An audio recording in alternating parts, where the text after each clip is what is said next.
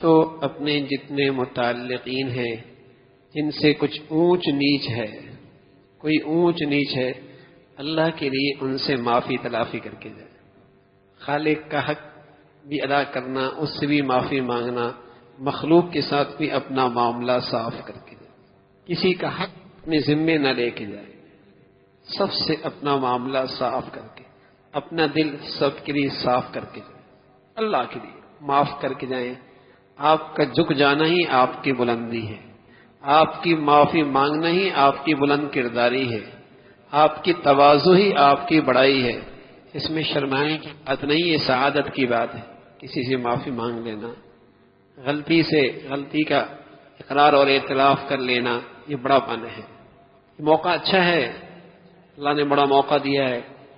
تو جن جن کے حقوق میرے ذمے ہیں ان کی ادائیگی کی فکر کر کے جائیں، ان کی ادائیگی کی فکر.